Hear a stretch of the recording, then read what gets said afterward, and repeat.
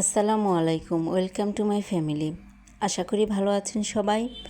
আমি আলহামদুলিল্লাহ ভালো আছি। যে কোনো একটা বিশেষ কারণে আপনাদের ভাইয়ের সাথে যাচ্ছিলাম ডাক্তারের কাছে।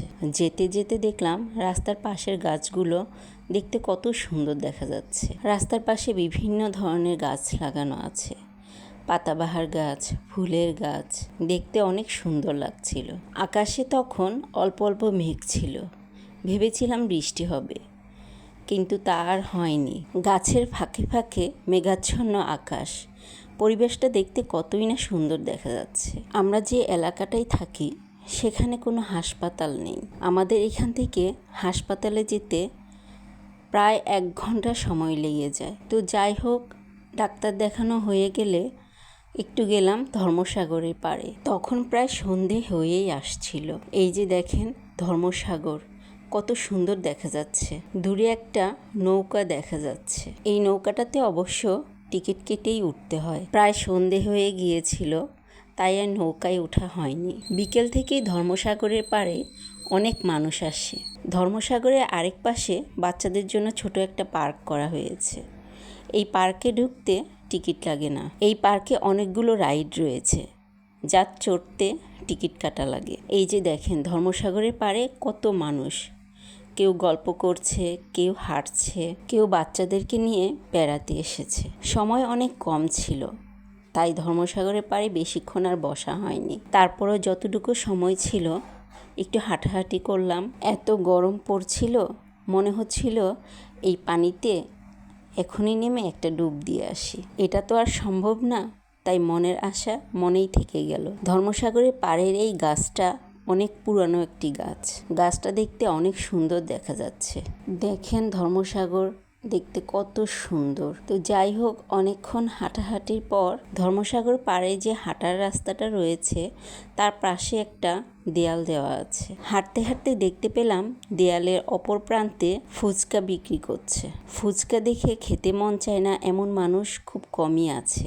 আমিও ফুচকা দেখে আর লোভ সামলাতে পারিনি, তাই চট করে বসে পড়লাম 1 প্লেট ফুচকা নিয়ে। সাধারণত 1 প্লেট ফুচকা 60 টাকা দিয়ে বিক্রি করে, কিন্তু এইখানে 1 প্লেট ফুচকা 1 প্লেট ফুচকা না, 1 বাটি ফুচকা দিয়েছিল মাত্র 30 টাকায়। এই 1 বাটিতে 8 পিস ফুচকা ছিল, আর খেতে অনেক অনেক মজা ছিল। এই যে দেখেন ফুচকার বাটিটা, এমন ফুচকা দেখলে কার না খেতে লোভ লাগবে। এখানে বাচ্চাদের জন্য হাওয়াই মিঠাই বিক্রি করছিল। ফুচকা খাওয়ার পর একটু হাঁটা শুরু করলাম। ফুচকাটা মোটামুটি একটু ঝাল ছিল।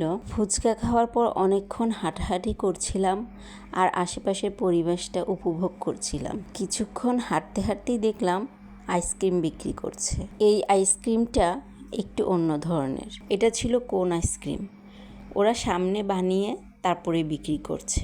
2টা ফ্লেভারের আইসক্রিম 60 টাকা। এখানে কয়েক রকম ফ্লেভার ছিল। আমার কাছে সবচেয়ে ভালো লাগে স্ট্রবেরি, ম্যাঙ্গো আর ভ্যানিলা ফ্লেভারটা। তবে যেহেতু 2টাই নেওয়া যাবে, সেজন্য আমি স্ট্রবেরি আর ম্যাঙ্গো ফ্লেভারটা নিয়েছিলাম। আপনাদের ভাইয়ের আবার এই আইসক্রিম পছন্দ না। অনেকক্ষণ হাঁটতে হাঁটতে সন্ধে হয়ে গিয়েছে। দেখেন ধর্মসাগরের পাড়ে অনেকগুলো গাছ আছে। গাছগুলো দেখতে কত সুন্দর। সন্ধে হয়ে যাওয়ার কারণে লাইট জ্বালানো হয়েছে, গাছটা দেখতে আরও সুন্দর দেখা যাচ্ছে। আইসক্রিম খাওয়ার পর আরও কিছুক্ষণ হাঁটাহাঁটি করে তারপর ধর্মসাগর পাড় থেকে বের হয়ে গেলাম। ধর্মসাগর পাড় থেকে চলে আসার সময় বাইরের দোকান থেকে আপনাদের ভাইয়ের যে আইসক্রিমটা পছন্দ সেটা কিনে ফেললো। আপনাদের ভাইয়ের লেমন কিংবা অরেঞ্জ ফ্লেভারের আইসক্রিমটা অনেক পছন্দ।